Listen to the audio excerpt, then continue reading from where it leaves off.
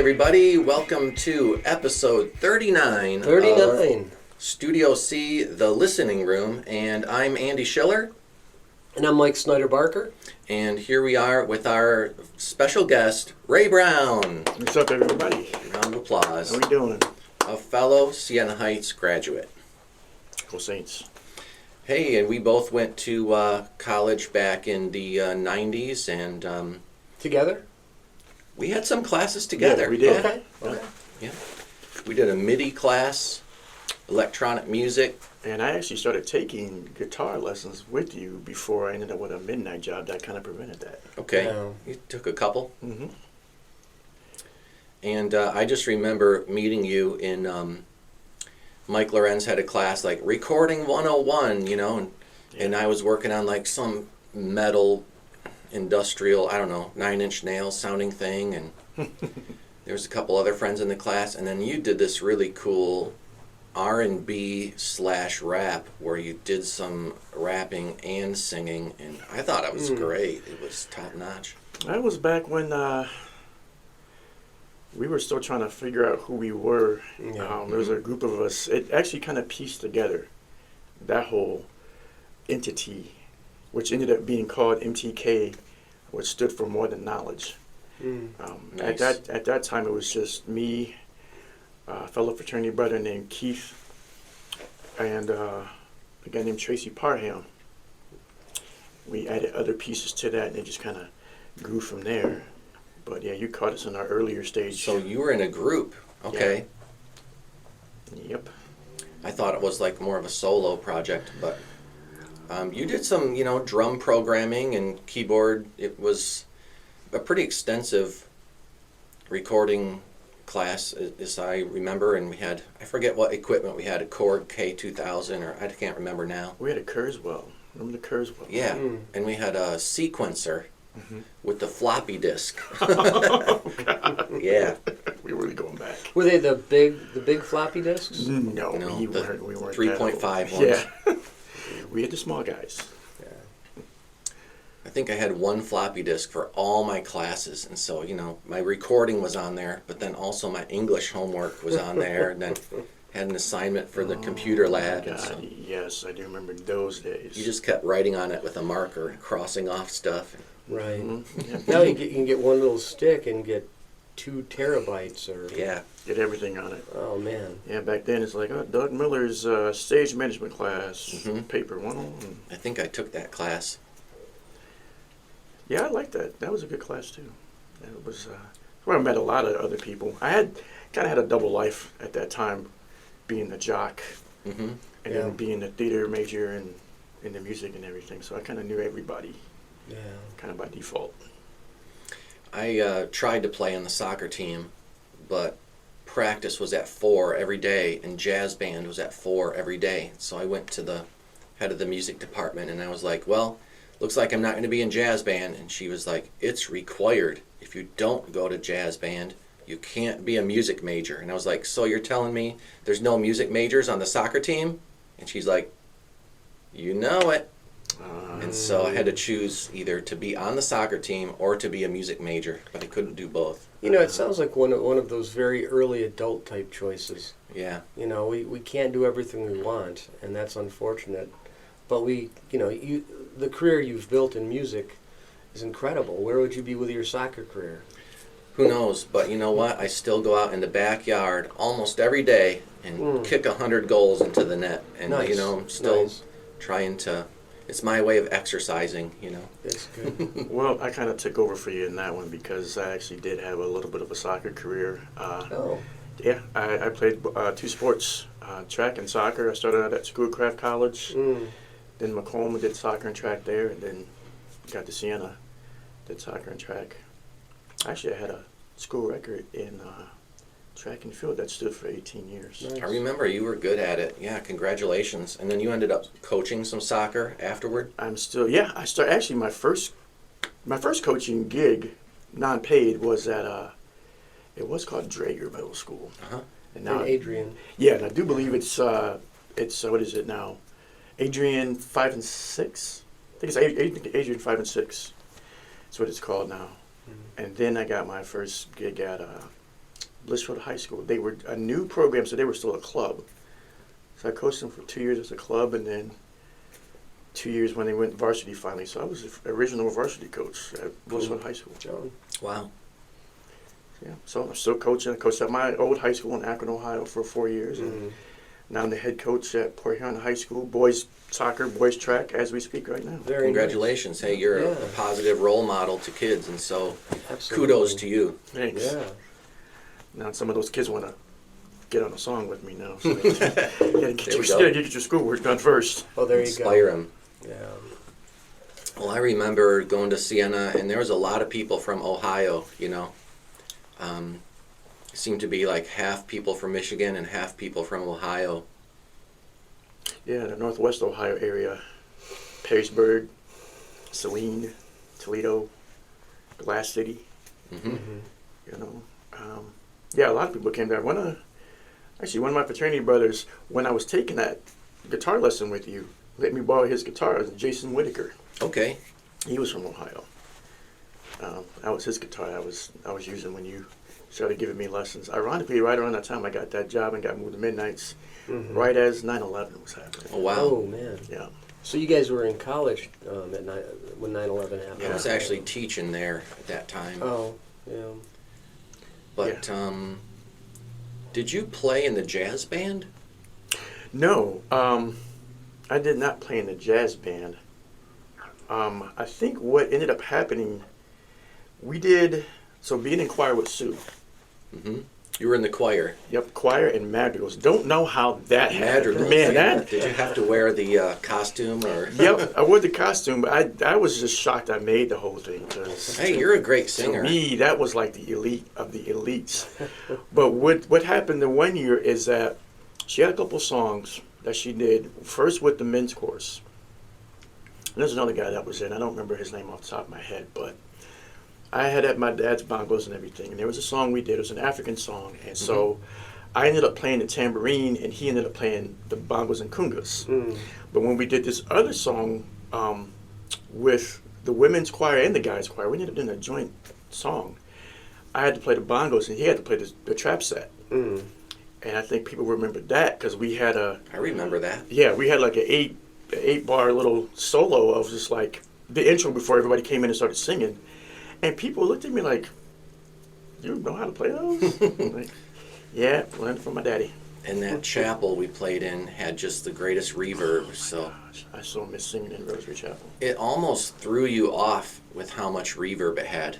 It made you play slower. Like you heard the note and it just lingered, and so you slowed down a little bit to catch up with it. And so the songs where Sue told me that, she's like, the songs end up slowing down because you hear so much reverb that it's hard to push forward. I loved singing in there, man. It was just so. Chapel was gorgeous. Hmm. The seats weren't comfortable, but I don't remember. Oh, yeah, we did have to sit out there. Yeah, you're right. Kind of upright, but I think having been madrigal and men's choir, I didn't get a chance to do a lot of singing for a lot of those. So I don't really remember So that. do you still do a lot of singing? Just in the studio when I get studio time. Yeah. Right now it's kind of slow because we're in the middle of soccer season, but Right. I actually just I panicked and got a hold of Lee. What up, Lee? Lee Hoffman. he's watching right now. Hopefully, yeah. Lee Hoffman is a producer. He's a great producer. But I texted him like, hey, I forgot. I don't know if I had a session this Thursday or not. One of my kids, I was subbing him in the game. He knocked water on my old phone, so I had to get a new one. But he's like, no, dude, you don't have a session. I'm in Italy, or I just got back from Italy. So I'm like, thank God, I couldn't remember because it's all that's in my old phone. But I do whenever I go in the studio. But lately, he's been the one that talked me into doing those music video reels you've been seeing. Okay. He's like, you gotta do those, you gotta do those. And I'm like, well, how much would that be? And whatever. He's like, oh, I got you. Don't worry about it. Go ahead with the studio time. We'll get all this taken care of. And it's fun. Sometimes producers, when they really hear a rock solid talent, they get excited. So Yeah. it sounds like this Yeah. guy's excited about working with you. He's got so much. There's so much talent up there. It's unreal. Like, there's a guy named Drew Jacobs who's already been on the country charts several times. I coached his brother, track and field. But Drew Jacobs is a country artist, and man, he's amazing. That's his real name? Drew Jacobs, yeah. What a great country musician name. Yeah, you got to look him up, man. He's amazing. And then a guy named Kenneth Caldwell, but he goes by the name of Pizu. We've been on each other's songs back and forth, back and forth. He's an amazing rapper. And another guy up there that got me started, introduced me to Lee, Scooter. That guy's amazing too. There's a lot of good rappers up there, but there's a lot of bands up there. Saw some of them last night. I was at the Bluegrass Chili Fest. I'm a vendor. And that's in Port Huron? That was in Port Huron, out at Goodall's Fair, where the 4-H fair is at up there.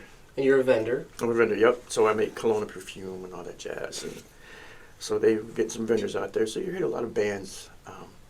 Heard 6 or 7 bands over there yesterday. Now, did you tell us where that is located? The Bluegrass Chili Fest? Well, I mean, yeah, where out there is. Oh, in Port Huron? Port Huron. Port Huron, Michigan. So that's where I'm located now. Yeah. So Port Huron has a great music scene. Go check it out. Tap into some people up there. It still counts as Southeast Michigan, okay? Yeah. It's like north of Detroit, but Yeah, we get all the Detroit news. So, and I lived in Detroit for about 8 or 9 years. So the D, as they always say. Yeah, me too. Maybe 10 years. Okay. But that was from age 10 to 19. Yeah, I think when I moved down here, I was 25. So from like 18 to 25. Yeah, I was a kid in the city. Okay. Graduated from Cass Tech. Oh, really? Yeah. Okay. Go Technicians. Okay, Cass Tech doing very well in football too. So I think they beat up on Martin Luther King Yeah. 2 weeks ago. I'm curious. Why don't you tell us more about your cologne and your perfume? Because I didn't know you were doing that. Yeah, being a perfumer, I always followed my uncle around, my Uncle Wayman, who I was named after. He would always take me on his dates when I was a kid, sometimes. So he'd take me to the fireworks, he'd have a date, go to the movies, drive in, he'd have a date. So I'd always watch him get ready, cologne and everything. I'm like, yo, I want to be like that guy. He's suave. Yeah, so he always got me into the cologne. And even when I was at Siena, people would say the same thing, like, man, we can smell you in your room. You're not even in your room, I can just smell it. Ray, you do smell good, and you know what? It's not overwhelming or too much. It's just like, it's attractive, okay? Very subtle. Yeah. Very subtle. There was a lady that's at when the Gibraltar Trade Centers were around. The one that was in Mount Clemens. When they finally closed that one down, I had got a little selfish. I'm like, yeah, I know you guys need to find a brick and mortar. You should come up to Port Huron. The mall's up there, Birchwood Mall, especially since they're a little across the street from it. Well, yeah. She did. She came up. She checked it out. But she's like, all my clientele's in Detroit, Mount Clemens, the Macomb area. Don't want to make them go an extra mile. But I can get you started. You can corner the market up there. And I'm like, no. I was just, being selfish, thinking outside. She goes, no, you got a nose for this. If you're serious, when you're ready, come see me. And I did. It took some of my track check one day, went in, and she got me started, showed me everything, and it's been off and running since 2017. Nice. Wow, congratulations. Thank you. So you have a couple little side gigs going on. Oh, yeah. That's what keeps you young. That's what Yeah. I think. Yeah, that's the truth. We all got our side gigs. I sold miniatures and castles in, like, tiny villages and knights and dragons and stuff, because I had 10 3D printers and had them all running at the same time. And I kind of got out of that for now, but now I'm into painting, so there's one of my works right there. Ooh. But you don't sell them. Right now, I haven't sold a single one, but you know what? I give them away to friends, and I made that nice coffee painting for Dan, and I just gave it to him. And you gave me the painting that's in the other Gave room. you the ocean wave one, and I just give them away, all right? So it's not for money right now. It's just, like a meditation, but it's fun to break it up and do something completely different It is. sometimes. And music is my side gig. Okay. Because I'm professionally a therapist. Oh, Yeah. I got this problem, you see. Well, you'll have to register with the office and make sure the insurance is correct. Oh, okay. deal with the copay, and Oh, gotcha. yeah, then we'll talk. Okay, all right. Do you need virtual or in person? I'm kind of far away, so we might have to go virtual. So tell us more about your latest song, okay? And then we're going to listen to it. Well, Oh, we're going to start with new first and then check out old? We'll go in reverse order, okay? Chronologically. the latest, well, I'll tell you what I did. Knowing how busy I've been when the school year hits, last year I took 10 songs. They were already recorded, got them on mixed, mastered, and I was like, I'm going to drop them little by little. Because Lee had always said, nowadays, the music industry world, if you're not known, they're not looking for albums, they're looking for singles. Right. So I'm like, okay. So I recorded 10 songs, and then every 3 or 4 months, I would just drop some. And then that's right around the same time he's like, yeah, you got to think about doing music video reels. So I started doing that as well. We can go. It doesn't matter which one you pick because either they've been released or recently released or they haven't been released yet. Right. So, let's see. All right, so I caught up with Ray on Facebook the other day and listened to his latest post. And I really liked your voice on it, and I liked the track. And the video was simple. It was just you there on the screen. Mm-hmm. But I could see that there was some real emotion there, and I just thought it was well produced. And it wasn't fancy, but it was just right. I wonder which I one feel that was neglectful. I feel neglectful because I didn't do my homework. Okay, well, now's your chance So, to hear a song. Which one was that one, Dan? It was like your latest Facebook post. Okay, so I'm kind of a troll, so I just went to your Ray Brown Mhm. Facebook page and scrolled down a little, and there you were. Was I that don't when remember the name of the song now. Do you remember any pieces of this song that could clue him in? No, but it was. What was I wearing? Was I wearing blue? I think so. Oh, that's an interlude. That was an interlude called "Just Can't Make It." That you couldn't Well, make why a don't song? you choose what song you want to play for us? Okay, could be the latest song, or it could be, Let's see. a song that you want to show off. Or it could be the third one from the top. Well, there is one that my buddy Pizu was on, and you've probably seen this one. The Did You Know? That was a fun song to do. And for him, he said the same thing. He's like, I'm always used to doing hardcore rap, but that song was fun. It was a fun element. I enjoyed doing that. And he really laid it out. Is it like a love song?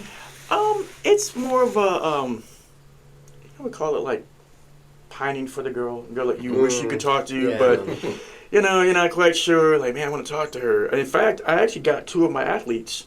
They're on the intro and the outro of the song. Nice. And they're the ones that are supposed to be like, hey, man, there she go. There's a girl you want to talk to. Go talk to her. No, I don't want to talk to her. So they enjoy that part. What was your role on the song? Did you write the song? Yeah, I wrote the lyrics? lyrics, and then Zoo wrote his part. Okay. So I write more of the lyrics than anything. And it was just the whole I didn't know what to say when I saw her face. I'm like, oh my God, look at her. She's gorgeous. Like, I want to be the one to talk to her and this, that, and the other. And the song's called Did You Know? Like, did you know I think about you? Did you know I think that you're so cute? So it was one of those kind of deals. Yeah. And that's what it is. So this is how it sounds like here. Oh, I'm sorry. Oh, that's just the beat. Hold on. Let me find So the you actual wrote the one. words first, and then the music kind of came after. Actually, I'm right more to the beat first. So you have kind of a beat in mind, Yep. I'll figure like out a tempo, Mm-hmm. like the percussion track, the drum track, like the driving. The tempo of the song, and so you write based on how fast you can spit the rhymes. Like if it's too fast, you got to Right. have less syllables, or if it's too slow, you got to add more syllables. So Most of the people that some of the producers that produce the beat already have the melody in. So it's like, okay, what does this melody sound like to me? so like maybe the chorus will have a melody you sing, and then the verses will be more about the words. Right. Yeah. It's if it's a minor chord, I'm like, okay, this sounds more sad, somber. maybe I got to go that route with it, or either way. Okay, well, I'm not finding it right now, but the one that everybody likes, it's called All Night. Now, this one is this is a mood setter. Boy, if I could be that young again. No gray hair. There's no gray hair in that picture, everybody. If I could be a young guy again, let me tell you. Then what? I don't know, maybe I wouldn't feel as old. Well, that's true. Please tell it. Oh, this is a song? This is All Night, yeah. Okay.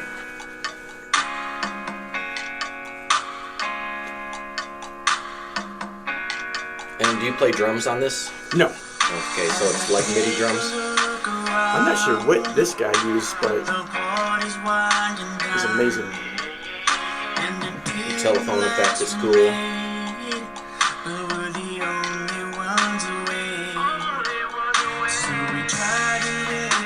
You really captured the voice, like nice and up close. You can really hear that voice clearly. He has a way of really accentuating the voices. I can understand the words, and I like that. Right. It's nice and clear. Ooh, break.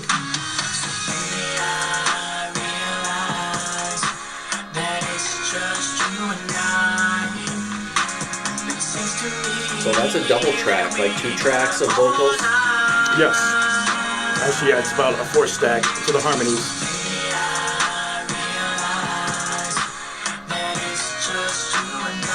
Some guitar in there. I love that.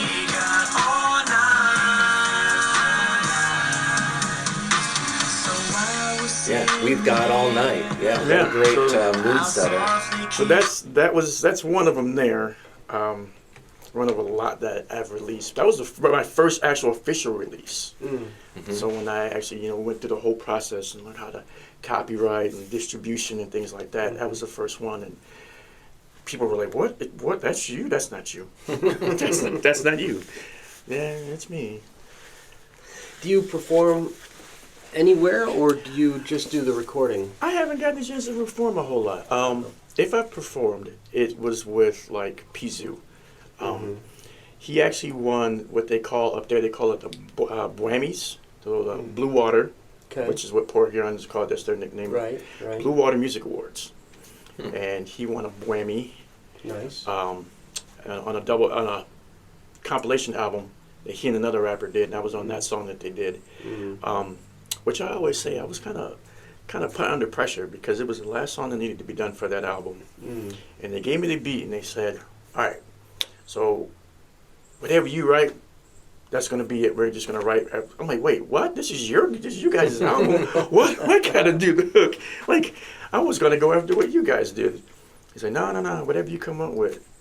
So when I came up with the hook, I'm always nervous about those guys because they're rap guys. Rappers, you got to hit it just right for them. You got to hit the right feel. Yeah. And I was always nervous, like I wouldn't get it right, especially with him. Like when I first met him, I actually met him in the studio. I was coming in. He was getting done with a session, and he came up. He's very outgoing. "Hey man, what's up, man? What you do?"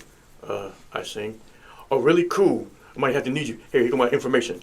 They call him for 2 years. I'm like, man. He might not like me. I might not be good enough. Found out he ended up working with my wife and kept harassing her to get a hold of me. So finally, when I gave in, I said, okay, what you got? He gave me the first song he wanted me to do. And it was called Yoga Pants.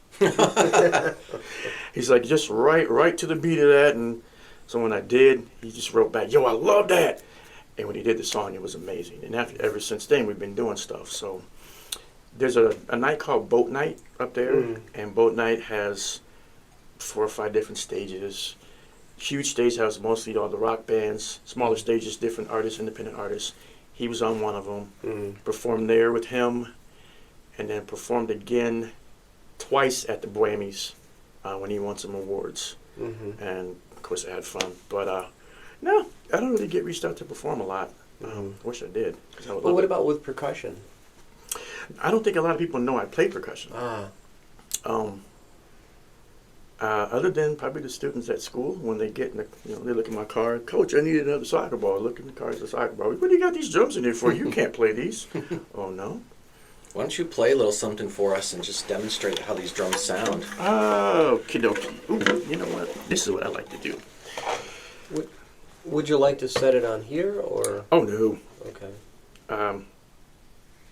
That's what you get for having a percussionist as a father. even when my mom's first husband, when she got married, he was a percussionist. Mm. So I would always get yelled at. She had, I don't know if you remember the old sugar flour tins, Yeah. and they were metal, Yeah. and they were different sizes. Oh, she'd yell at me for playing those things. But you had to. Oh, well, I was trying to be like all the guys in church and everything. I always used to play the coffee cans. And Yeah, exactly. You know what, Ray? The highlight of my day is listening to you play the drums. Wow, that was awesome. That was That cool. was really. Thank yeah. you, thank you. You really know what you're doing. Yeah, absolutely. Yeah, so maybe somebody might need a percussionist. So hey, I'm willing to travel. So There could be some people at my friend David's studio out in Grand Blanc that might occasionally need some percussion. Gotcha. Yeah. Some real percussion, like actual rock solid playing, like that. Yeah. Yeah. My dad at 73, he kills me. Mm. That man can play. My father, he plays occasionally in the funk band on the weekends, but that guy. A funk band or the funk band? No, a funk band. I was going to say that the Funk Brothers would be awesome. My father almost ended up going out to L.A. back in the day. I want to say that they would have been with, was it Switch? Would have been Switch, because from my hometown, I have a lot of musical big names from my hometown. Mm-hmm. Yeah, I just saw Devo. Devo. Yeah. Yeah, those guys, man, that was like middle school, before I even got to middle school. The Ingram brothers, so James Ingram and James Ingram's brother was in the group Switch, which also has Akron, Ohio, and Detroit tend to have this tie. Yep. Because Bobby DeBarge, there was a Barge from Michigan. El DeBarge, yeah. Yep, El DeBarge's brother. And then, who else do we have? Of course, down the road in Canton, we had the OJs. Of course, the Ohio Players. But the one that really I locked into as a kid, and I remember my English teacher, Miss Patterson, tall blonde lady. We used to always think something was wrong with Miss Patterson because she was just so flighty. Cute, but flighty. But she used to always say, Howie promised me tickets to his concerts, and Howie never gave me those tickets, and I've been waiting. And we're going, Howie, and I kept going, Howard Hewitt? She's like, how do you know Howard? I'm like, well, of course he's in Shalimar. But, a lot of big artists came from Akron, Ohio, so I was like, man. But yeah, my dad almost ended up traveling out that way as a percussionist. Nice. But something... Not many musicians came from my hometown of Detroit. No? No, not Really? many. Huh. I think I was the only musician from Montague, Michigan, or Rothbury, Michigan, ever to come out of there. But Well, big names went to Cass Tech, man. Stevie Wonder Oh, yeah. went there. Jack White. Oof. Even somebody named Lily Tomlin. Wow. Yeah, that's way back in before my day. Laughing. hey, Yep. but my hometown has the world's largest weather vane. Really? Yeah, Okay. because there are 4 weather vane factories in the United States, and 3 of them are in Montague, Michigan. Oh man, Wow. They make weather vanes there. very nice. And Did not know that. there's a weather vane that's like 30 feet tall, and it swings around. And yeah, Detroit used to make a lot of cars. yeah, Really? Well, you know where the tires came from, right? Yeah, Not The the rubber, ti- not the rubber trees. but the tires. Yeah. Right, that big universal tire that Paul McCartney and the Wings took a picture in front of. Oh. Well, there was a city. It's called the Rubber City, the rubber capital of the world, Akron, Ohio. Oh. wow. Yeah, we were Motown. So we used to ship those tires up to you guys. Thank you. Yeah, you're welcome. Thank you. That was crazy. That was a crazy time. That right before they moved the factories out, just like the automotive, Yeah. they moved the factories out of Akron. there were 3 distinctive smells. Oh You yeah. smell in the morning. You'd Yeah. smell. We had the Wonder Bread factory was down there. Well, we had one in Detroit too. I think Mhm. that's where they originated. Yeah, they originated there, but we had like Yeah. one there. Do you remember OK Potato Chips? Oh yeah. You could smell that, Yeah. and then that burnt rubber just Yeah. all just through the city of Akron, man. You couldn't miss it. My grandfather worked for B.F. Goodrich, right down the road Yeah. for 42 and a half years. Man. You know, when I grew up on the west side of Michigan, pretty much every adult that I knew made car parts. Oh, Mm. Every single person I knew Yeah. made a part for a car, whether it was a Man. dashboard or whether it was the bumper or a light bulb or That's when our A wire. economy was just beautiful. yeah. and they all had, you know, at least enough money to take their kids to the lake on a Saturday or Yeah. Pile them in the station wagon. Mhm. The green the, one. the station wagon with Woody. the wood panel. on the outside. Yeah. So speaking of back in the day, now that we're on a nostalgia trip, for everybody on the podcast that's just listening, you can't see what's in my hand, but for everyone on the video, back in 1999, I had a studio in downtown Adrian. There's the picture. Mhm. Because I lived above the Barley House, and we had a recording studio up there. Which is now known as Hooligans. Hooligans. Oh, that's what it's called now? But anyway, so bands would come and record, and we were still in the age of CDs, and I was like, hey guys, everybody give me one track, and we'll do a compilation CD of 19 of Adrian, Michigan's best musical acts. There's metal, there's electronica, there's singer-songwriter, acoustic guitar, Who are some of the names? there's punk. Do you remember Jesus Sanchez? Yeah. He's on track 1 in his band Devil's Outcast. Nice. Um, Yeah, It- he was in the top 10 of the first 10 of our podcasts. Oh, wow. yeah. Track 2 is a band called Sidestream, and it had Ken Gruel on bass, who's an Adrian guy. Track 3, The Ivory. Track 4, Ben Alien. He was a singer-songwriter from Adrian. Yeah, Played Ben guitar. Okay. Alien? Alien, Allion. Ah, not Alien. Track 5, Clairvoyance. Track 6, Amnesia, which is like a girl punk band, which is Ooh. kind of cool. Track 7, Capsule. Track 8, Day by Day. Track 9, Donnie Mature. I know him. That name sounds familiar. Track 10, Mortal. Track 11, Evergreen. Track 12, Grace. Track 13, Not a Clue. Knot. Not a Clue. They were like a garage band. Nice. Their song was pretty good, though. Track 14, My Name and Yours. Track 15, Poverty Nook. They were a high school band. Oh. Track 16, Mike Dumeyer.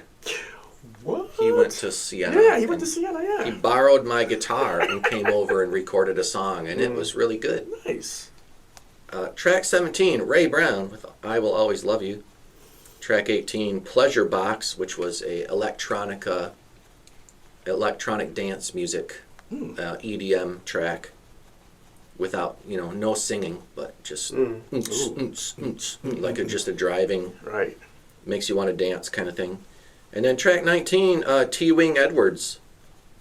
T-Wing? T-Wing Uglyface, he went by at the time, but T-Wing Edwards, I just call him T or T-Wing. What's up, T-Wing? It was a teammate of mine during track and field days. We had him here, didn't? No, that was No, that was a different guy. that was a different initial. That was another guy named T. Right. Okay. I knew him It's too. the same initial. Yeah, I knew him. Tishandran, Yeah. which is really hard to say, so I Heck just of call him a T. shot putter back in the day.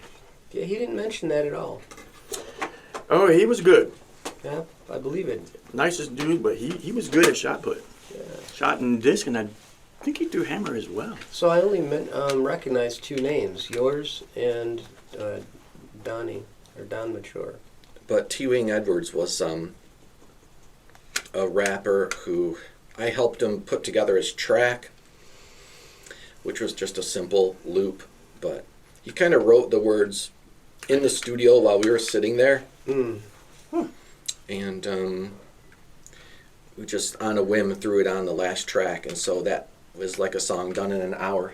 But I haven't talked to him in a minute. T, you ain't tell me you was doing music, man. I have to have him on the show. He was Okay. he was an art major. Okay. Was he an art major? I believe he was art or digital art or something like that. Yeah. Oh, digital art was a major they had at Siena. Yeah. Yep. You know, Siena had.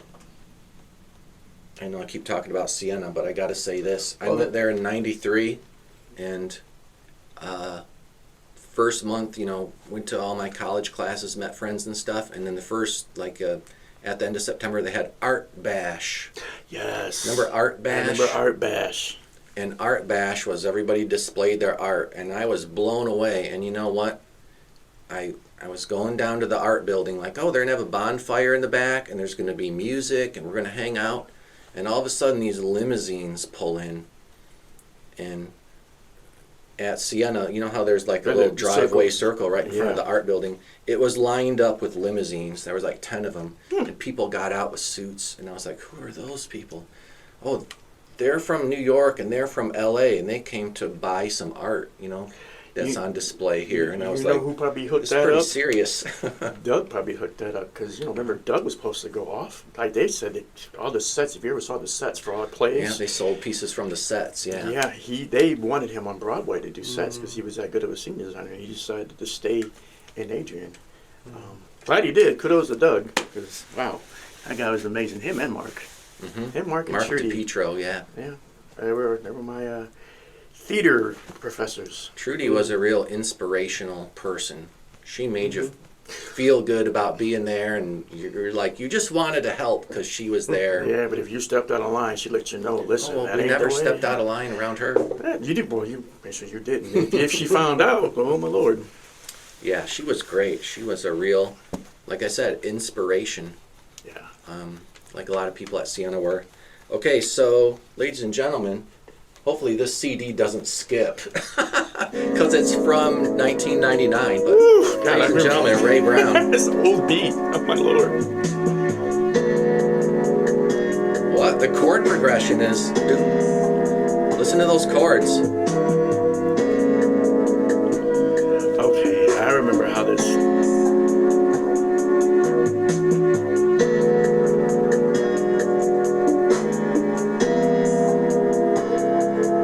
How did it changes? Very jazzy. Smooth jazz. One, I remember that. two, Yes. 3, 4.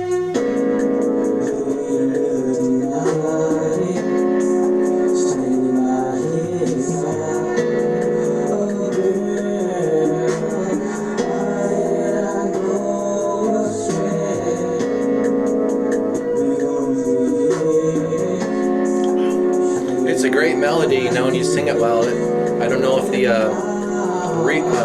delay effect on the voice aged well, but No, not the really. parts there. Wow. You put like a slapback echo on the vocals. Yep.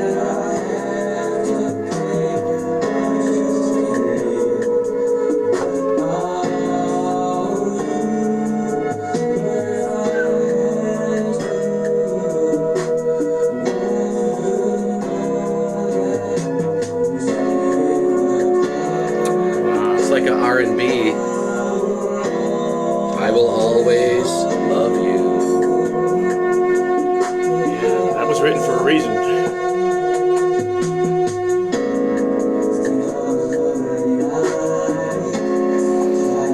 Yeah, cool. Wow, that's from back in the day. That was written for a real reason. So it's. What is that song about? Oh, I had lost somebody that I probably shouldn't have messed up. When you're dating and as a guy, you're being an idiot. Yep. But that's everybody's story. Some of my songs are like that. So a lot of them are like Relatable. relatable, or it's written about a situation. Yeah. So that one definitely was. I was really going through it then because when you lose them and what do they say? You don't know what you got till it's gone. Yeah. You want to talk about going through it? And the soundtrack behind that situation listening to other artists that were out at that time, like David Hollister's "Taking Care of Home," or who else had one, "Missing You" by Case. All these R&B artists, and back then, R&B was putting acoustic guitars in all of theirs, and they just, oh my gosh, like listening to a lot of those songs with the acoustic guitar behind them, just like hit me here, like, yeah, thank you. That's a different depth, a different level of feeling. Yeah, it really gave it more.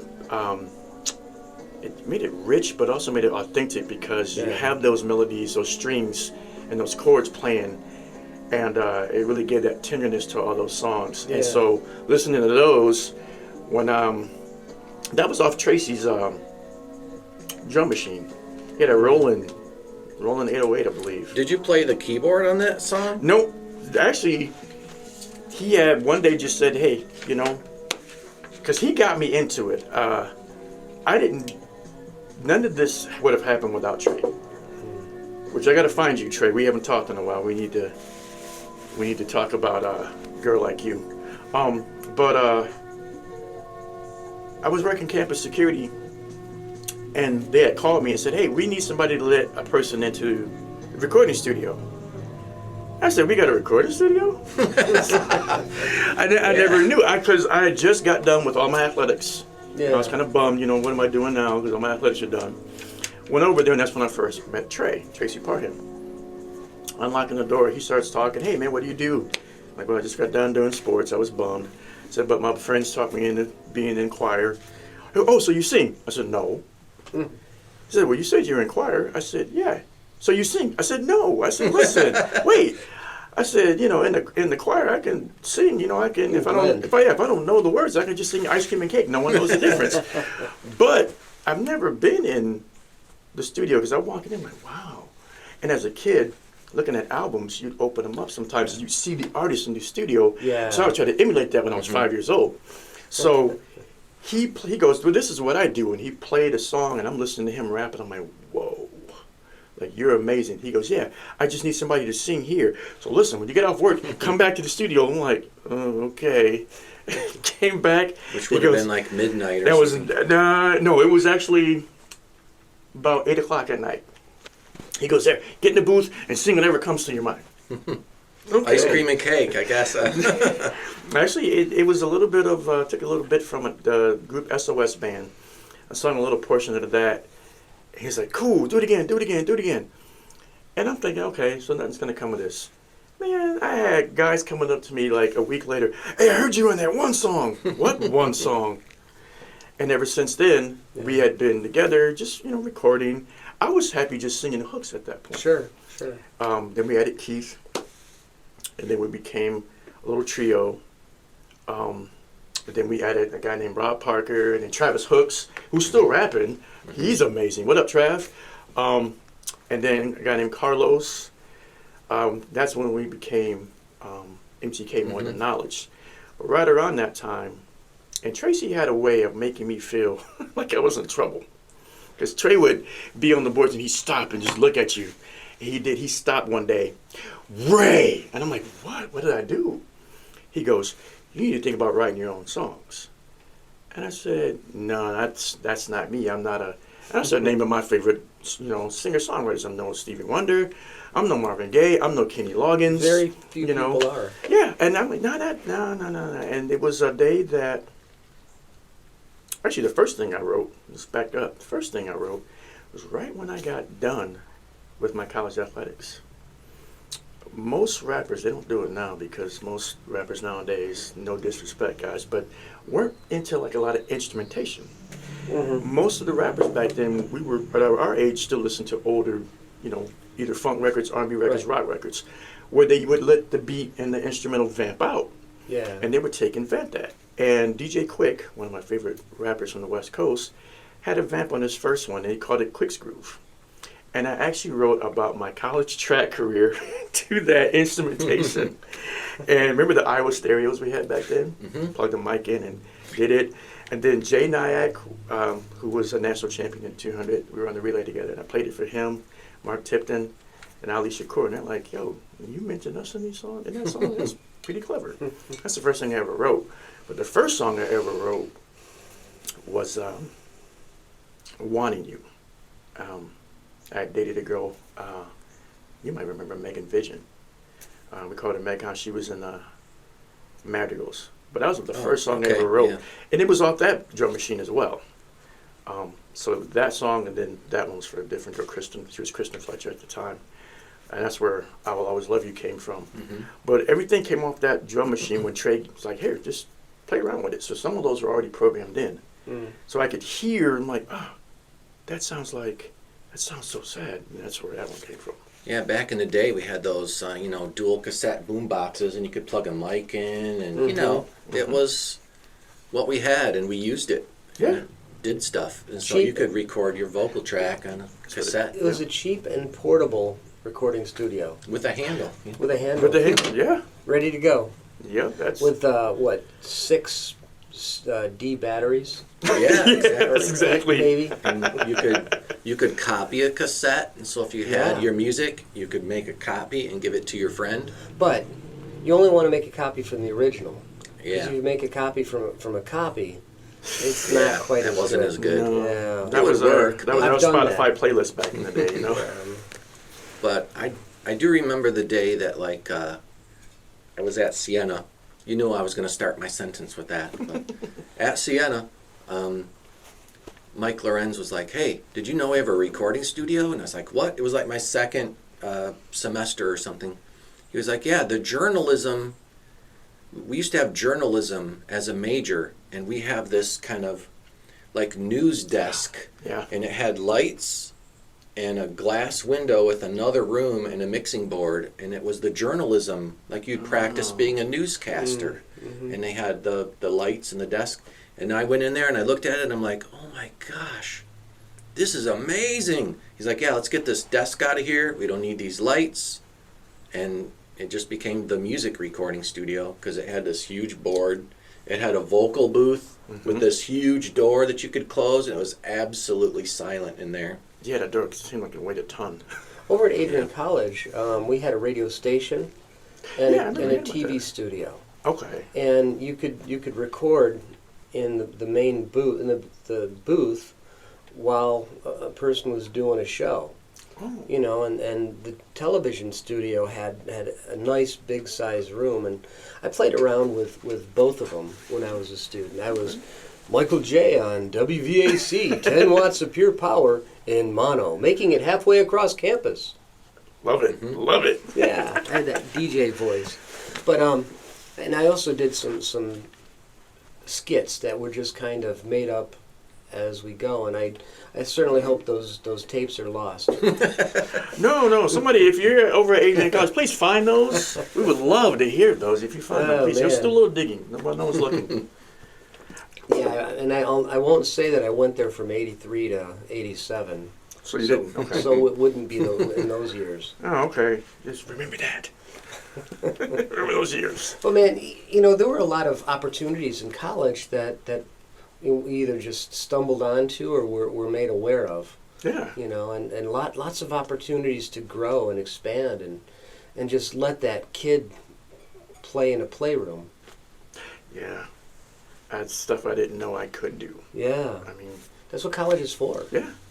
Expand that mind and step outside of your comfort zone and become who you really are supposed to be. Yeah. Yeah, college had a lot of people that ended up becoming performers, even if they weren't music majors.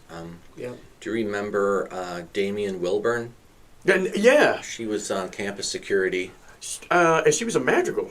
And she became the Detroit host of the Moth Story Hour on NPR. Yeah, and didn't she do some stuff in New York too, I heard? Oh, yeah, totally. And she can play the violin like a true professional. I remember But she's more known for her voice and her personality as a host. I was only there 1 year when she was there, and ironically, my introduction to madrigals was being the one of the litters. So carrying the pighead and all that stuff. But seeing her up there on that stage and everything with madrigals. It was magical. So, yeah, madrigals. She carried it a bit, let's face it. You guys came over to Adrian some. Maybe it was probably before you guys were members, but the Madrigals would come over and do performances at Adrian College. Mhm. I miss doing madrigals. Sue, you hearing that from me? It was great. It was great. Maybe they'll put together an alumni group for next week's homecoming. Ooh.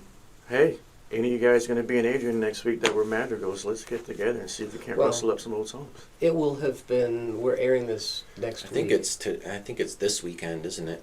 The Alumni weekend? Yeah, homecoming weekend is this coming weekend, yeah. And I will be back down here Okay. for that. Yeah, maybe I'll check that out. You know, the studio's gone. It's not even there anymore. Hmm. Like when you walk down that Is it a hall. dance studio or? What is it now? It's just rooms, The old I think. choir room is a dance room with mirrors on the wall and Yep, I did see bars. that. I do wonder what they're going to do with the space. There's a lot of buildings, a lot of dormitories. Yeah. I don't know. My idea, I was thinking of shooting a video down there. I'm like, I should talk to somebody. Sure. Shoot, I was thinking of shooting Crazy For You down there. And I had a little idea in my head. Get my buddy Jake Pfeiffer to be the end of the video that I have in mind. I don't want to give it away. Why don't you play us one more track? Do you want to play a little bit of that song? Yeah, we just play that one. And then maybe at the end we can play the crowd out where you do a little bit of drum, I do a little bit of guitar, Heck and yeah. just have a Jam session. short little jam session. Heck yeah. That is the way to go.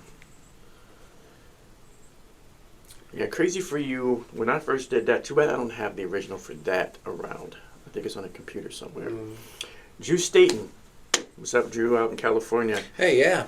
Um, He was in the choir. yeah, he was in Madrigal's men's choir with me. Clown Town was a great movie. Yeah, think Clown he- Town. think Yeah, he I was the- saw it. Yeah, I think he was the last one to kick the bucket. He was in that fighter jet movie. Darn it. And now I can't remember. Top Gun 2? It wasn't that movie, but it was another movie where he had an appearance with a couple lines and then he got blown up. Oh, wow. So he's kind of making it Yeah. in Hollywood, and that's cool. He's done that. I got a chance to be on one movie set. Unfortunately, they cut our scene. But I got a chance to be on the Batman vs. Superman Dawn of Justice. Wow. I've done quite a bit. I'm still signed to, I haven't done anything with them, still signed to 99.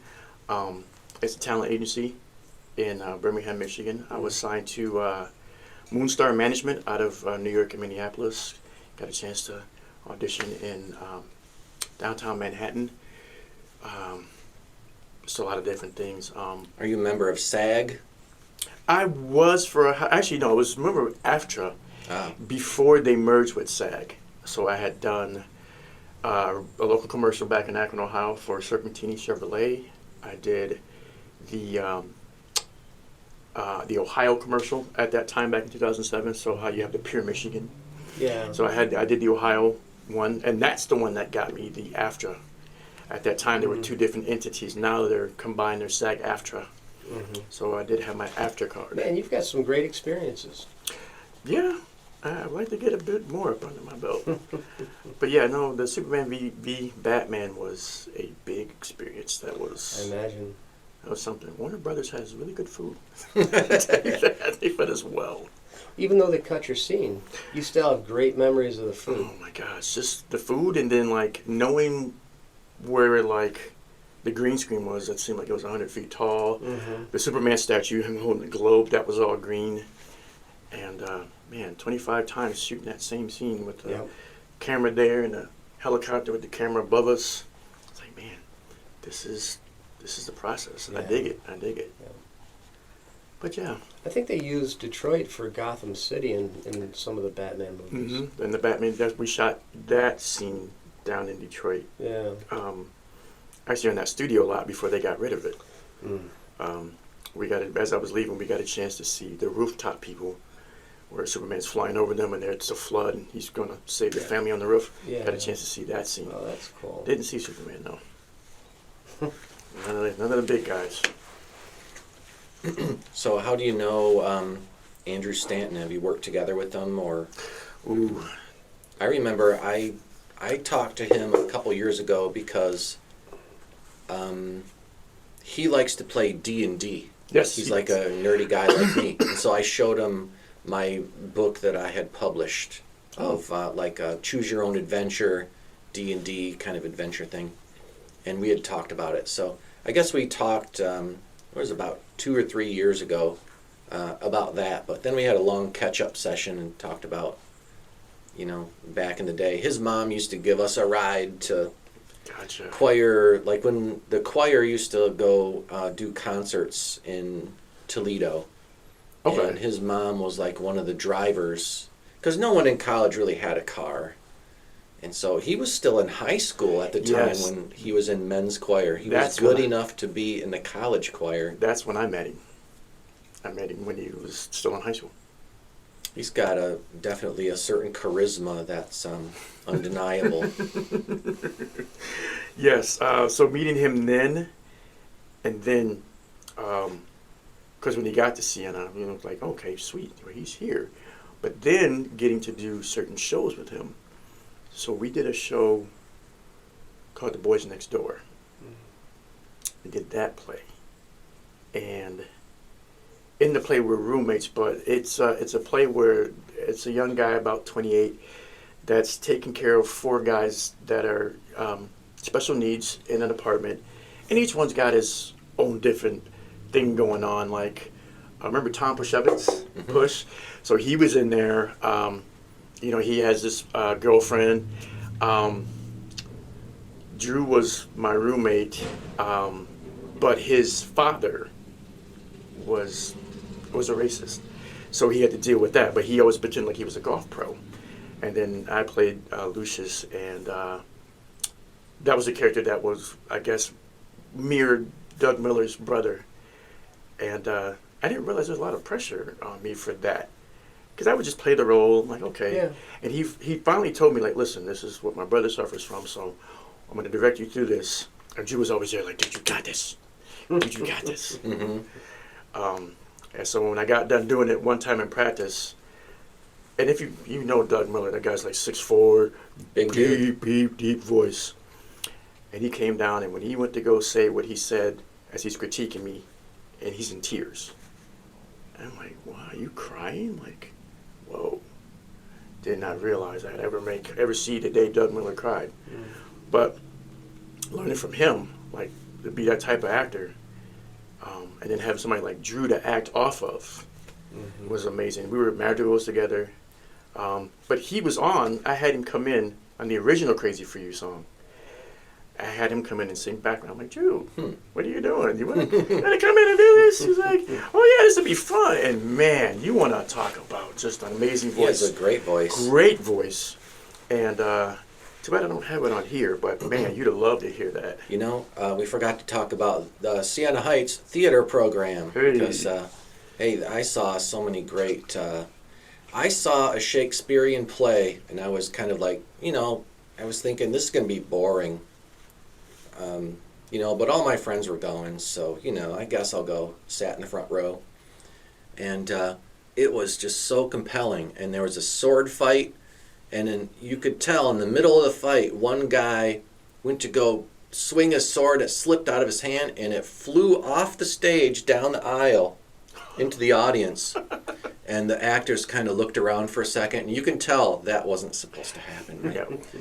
And the actor walks to, I think it was Jason Violin? Chutoy, Oh, yeah. walks to the edge of the stage, points at the dude in the crowd and goes, "Sir, give me that sword now!" And the person kind of like shakily grabbed the sword and handed it to him.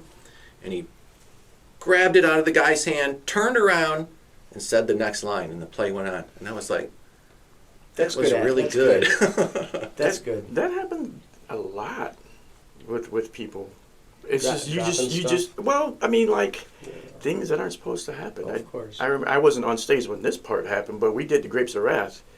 I saw that I remember with Doug Miller Doug as Miller. one of the actors. Yeah, it was one of those. I always said like humongous cast plays because it was a lot of people. But we had to rake the stage where we had to extend it out because there had to be trap doors for the river when we were, we had the truck facing one way when we were camped and facing the other way when we were moving. And it was supposed to move in the dark, and somebody had that bumper moved in, but somebody left the trap doors open. Oh.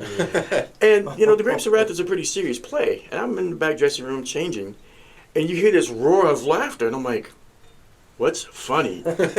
Like, this isn't supposed to be, I think one of the characters had just died. And turns out one of our guys had it, but didn't realize that the trap door, they didn't close it. So in the light, in the dark, he fell. As the lights are coming up, they said, all you saw were a pair of hands going across the holding the bumper of the truck. And I'm like, oh my God, I can just hear Doug now. It's like, no. Those are those moments in theaters too. I did a couple plays at Adrian. She Stoops to Conquer and Rainmaker. Ooh. And I played drums in Do Black Patent Leather Shoes Reflect Up. Ooh. And then I played drums for Grease here in Tecumseh once. Nice. For one show. Yeah, that's always a great show. that's a lot of work. It's always a great show. Yeah, it had to actually be available every night. You better shape up. Well, I know. A better shape up. Well, I don't know what because I need a man. Because my heart is set on you. Oh, right. Moving on. Back in the day at Siena, they had a photo of every play they've ever had. And it just went all the way down the hall and all the way down the next hall. And so if you were ever in a play, you could just walk down the hall and go, there I am. Yeah. And I used to, every time I go there, I'd walk down the hall and I'd look for it. Hey, there's my picture, because I was in that play. And since then, they took down all the pictures. Oh, no. Yeah. And now it's just a white, empty hallway. So, Boring. Some of them they take it and made murals on the wall. Okay. When I used to give, I was an ambassador also. I did a lot of stuff for Siena. Yeah. RA, Campus Security Ambassador, Greek Council, fraternities, all kind of stuff. I tried to live all the stuff I couldn't do in school and high school. But when I would give tours through there, and I would say, yep, there's a theater department, some of the plays. And occasionally a kid that was coming goes, hey, wait a minute.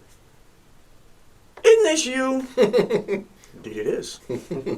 Yeah, so I remember that. Yeah, that's a great feeling. Did you guys ever go down to Adrian's Downs Hall? Downs Hall? That's where I'm pretty sure I've been there. where the plays took place. And it's kind of similar to Purple Rose. Oh. In that it's in the round like that, and the stage is so close to the audience, Yeah. and there were a couple of lines that I had to give to the audience, which was fun. And one year, my mother, sister, and brother, I gave the lines to them, and that was kind of cool. No, never got a chance to go there. I do remember going to Stratford. Mm. Mm-hmm. That was our... Yeah, Downs was pretty small. Okay. And very intimate I would have loved to see that. and haunted. we don't want to talk about Haunted Siena, do we? Who was it? Charlie up in the Raptors? Yeah, there was the old dorms. Yeah. Ledwidge Hall? Ledwidge Hall. Ledwidge Hall was one. And what was it called? Angelico or Angelica? Studio I lived Angelico. Yeah, Angelica. Yeah, Studio Angelico always scared the crap out of me. Locking up the college. Oh my Lord. Yeah. Some days, some nights I should say. Yeah. It was the Studio Angelico always got me in the library. Mm. The library was a little bit creepy. Yeah, you had 2 floors, and actually that's so for people don't know this, but when you first joined the security staff, they would kind of initiate you by finding a spot to scare you at. And 3rd floor of the library. No, they got me. They got me and Joel Palm. Got us, and Joe was training me, and they scared me. Oh my God, they got me good. Could not. They shut off all the lights as we're coming upstairs. I'm like, we didn't leave these lights off. And remember that window that was there? You walk in, there's a desk, and you got to walk through that door. They shut off all the lights except for one that hit 3 of them. They're all pressed against the window. I'm like, oh my Lord. Yeah. You said you were in a fraternity. I pledged a fraternity I didn't follow through, but that was back when there was a little bit of hazing. Right. And they took us out in the middle of very rural Adrian made us walk back. What was the deal breaker is there was one week I couldn't see my girlfriend. Oh. I said that was the deal breaker. Ah. Mm-hmm. Yeah, I was in two. One was a social, and the other one was the Pilot and the Fly was a social. Mm-hmm. What's up, fellas? All those guys. Even I believe he's the principal at Adrian High School, same skills. Who's also a record goal scorer for Siena Heights for soccer, and Alpha Psi Omega, which was our theater fraternity. So I still wear those letters proudly. That was always a fun initiation. But yeah, those weekends, late nights were pretty clogged up. Yeah. Yeah, those were the days. Let me tell you. Those are the days when I actually experienced some boredom. Yeah. We didn't have the internet. We didn't have the internet, and there were just times where people weren't available, or Right. people would leave for the weekend, or Yes. and that was the time where we could be the most creative, is when we have just that space by ourselves. Sure. Yeah. I wish I would have taken up the guitar back then. I remember. So I think it was Easter weekend. That right when I again just got started learning how to record, and Tracy's like, "Yeah, I'm going away for Easter, or whatever." Well, I got into the recording studio, and Good Friday, Saturday, Sunday, I think I left the studio twice to get food and go to the restroom, because by that point he had taught me so much and I had written so much by that point. Yeah. And I just recorded. He came back. He's like, "You still here?" I'm like, "Yeah." And he goes, "What'd you do?" And I had like 8 songs recorded or something like that. And he's like, "You got a whole album?" I'm like, "No, it's not an album. I'm just messing around in here. Just, I don't know, it's like an addiction, you know." Right. But that was where my creative juices went. Whenever I got bored those weekends, I would go there. I think the arts are where we keep our sanity. Yeah. You could play nice and loud in there, and no one cared. Nope. It was nice. Loved it. You didn't have to try to be quiet. You could just be creative. Yeah, just blast. Yeah. Well, why don't you play one more song for us? Yeah. So Drew, this would have been you, but of course the beat is different. But again, that would be the production of Mr. Lee Hoffman.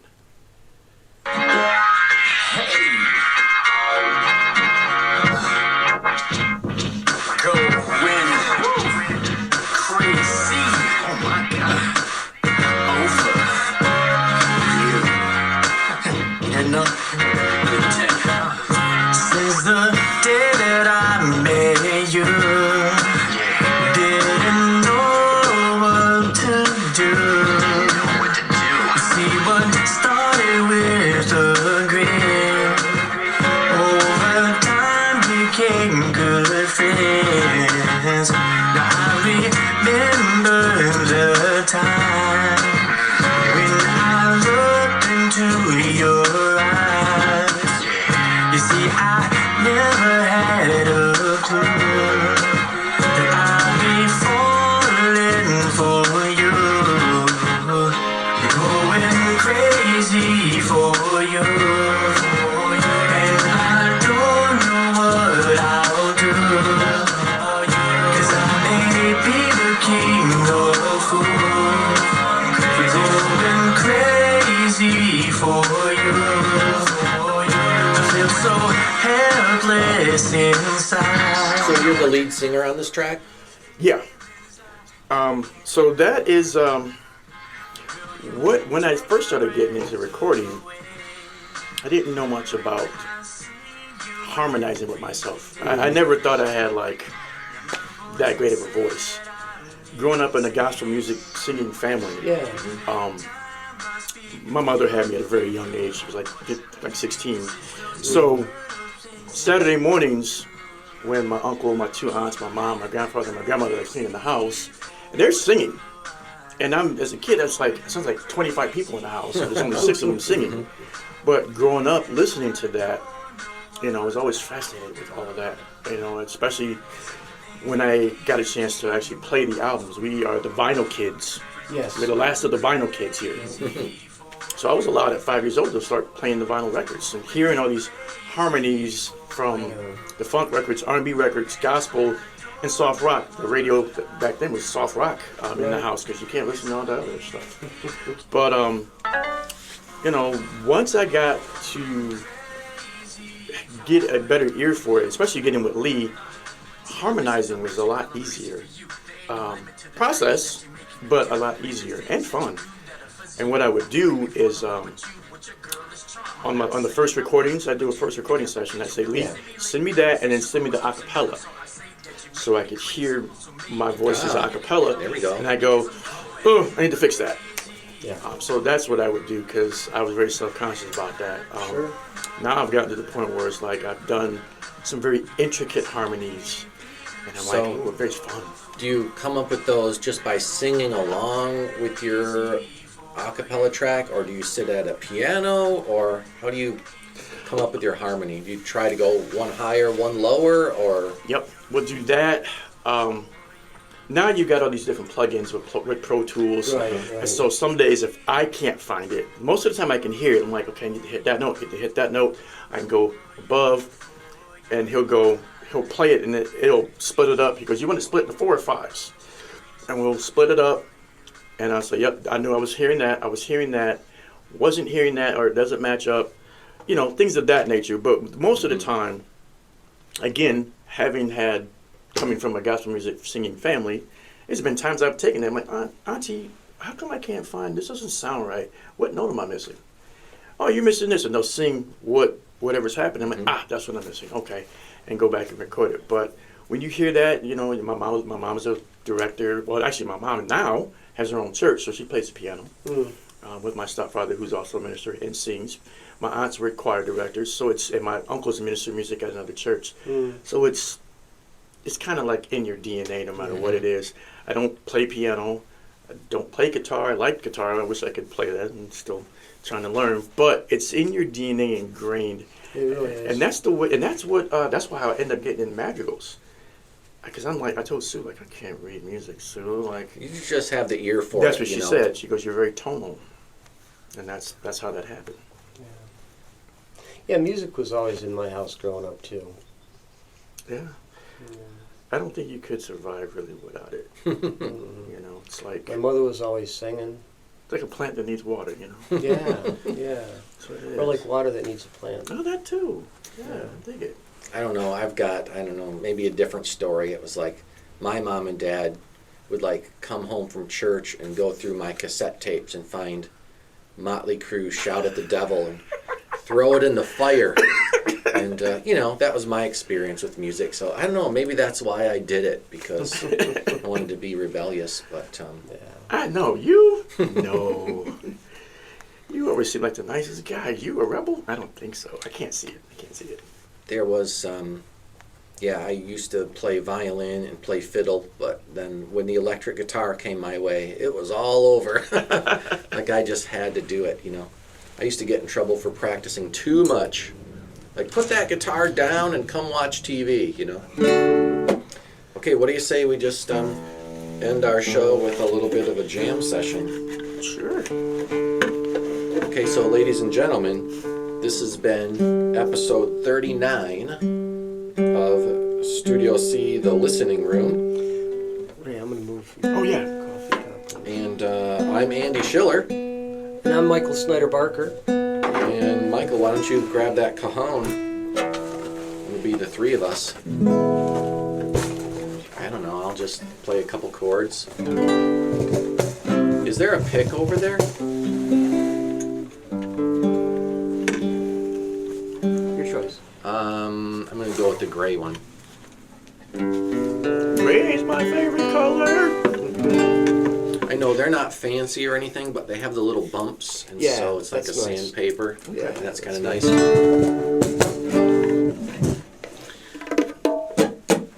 All right. Ray, why don't you start, and then I'll come in, okay? So you get the beat going.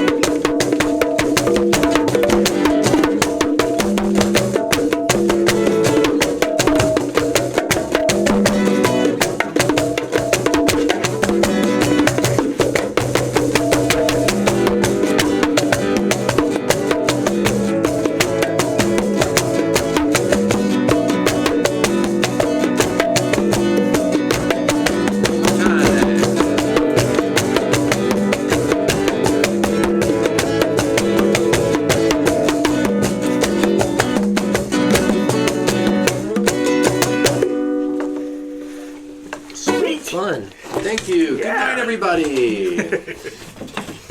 Peace. And that does it for episode 39. See you next time, 39. everybody.